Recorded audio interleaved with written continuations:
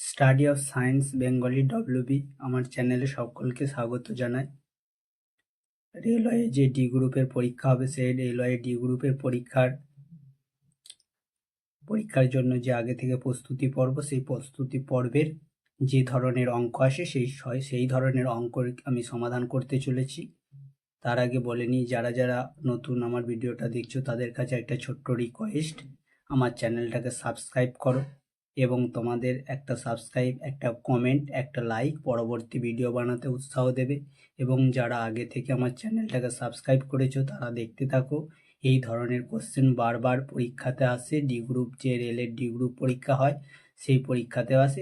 এছাড়াও যে কোনো চাকরিমূলক পরীক্ষার ক্ষেত্রে এই ধরনের কোশ্চেন আসে। চলো এই কোশ্চেনটাকে আমরা সমাধান করব। যে অঙ্কটা আছে সেই অঙ্কটাকে আমরা সমাধান করব। অঙ্কটা দেখো, অঙ্কটা বলেছে দুটি ট্রেন একই দিকে যথাক্রমে 50 কিমি পার ঘন্টা এবং 32 কিমি পার ঘন্টা গতিতে যায়। যদি প্রথম ট্রেনটি দ্বিতীয় ট্রেনের একজন যাত্রীকে 10 সেকেন্ডে অতিক্রম করে, তবে প্রথম ট্রেনের দৈর্ঘ্য কত? বুঝতে পেরেছো? এই ধরনের কোশ্চেন পড়বেই। এখানে দেখো, অপশন একেতে আছে 45, অপশন বিয়েতে আছে 60 মিটার এবং অপশন সিয়েতে আছে 75 মিটার এবং অপশন ডিএতে আছে 50 মিটার। অঙ্কটা সমাধান করার পর যেটা সঠিক উত্তর হবে সেখানে আমাকে টিকমার্ক করতে হবে। ঠিক আছে, চলো আমি অঙ্কটা সমাধান করি। খুব অল্প সময়ের মধ্যে শর্টকাট মেথডে অঙ্কটাকে আমি সমাধান করব। তাহলে কি বলেছে দেখো, আমি প্রথম ট্রেনটির দৈর্ঘ্য, অতএব আমি এখানে লিখব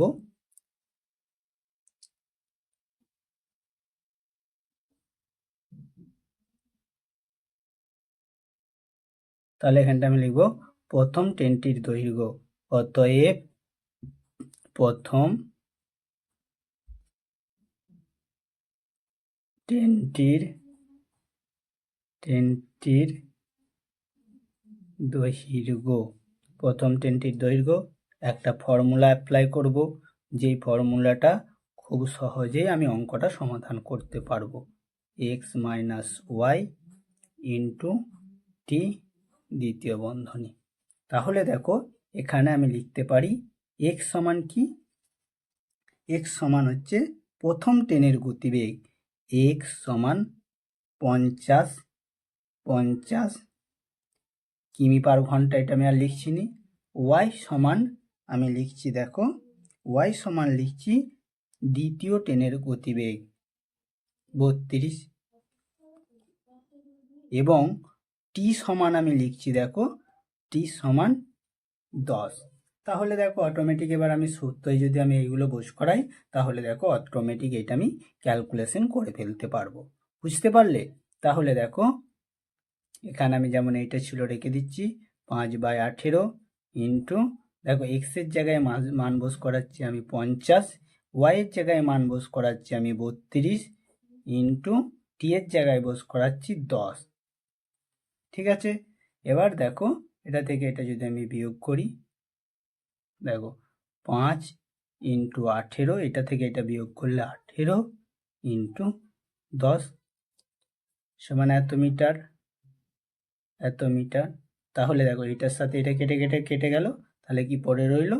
5 ইন্টু 10 সমান 50 মিটার, সমান 50 মিটার।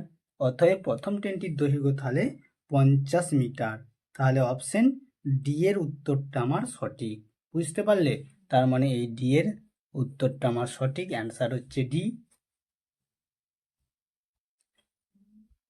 এই ধরনের কোশ্চেন প্রত্যেক পরীক্ষাতে আসে। এই ধরনের কোশ্চেন মানে ট্রেনের যে দূরত্ব সংক্রান্ত কোশ্চেন আসতেই পারে। ঠিক আছে, চলো প্রিপারেশন নাও। দেখো তোমাদের প্রিপারেশন নিলে তোমরা অবশ্যই করতে পারবে। এই ফর্মুলা অ্যাপ্লাই করো, তোমরা খুব অল্প সময়ের মধ্যে অঙ্কটা সমাধান করবে। আমি যেমন ধরে ধরে বলে দিলাম, ঠিক আছে, কিন্তু তোমরা যখনই পরীক্ষার খাতায় এই অঙ্কটা করবে তখন অত কিছু, যেমন টি, এক্স, ওয়াই এদের মানগুলো এখানে লিখলুম, কিন্তু সেগুলো তো আর লেখার দরকার নেই, একবারে ফর্মুলায় বস করিয়ে অ্যাপ্লাই করে কাটাকাটি করলেই আমার উত্তর চলে আসবে, খুব সহজেই উত্তর পাওয়া যাবে এই ফর্মুলা অ্যাপ্লাই করলে।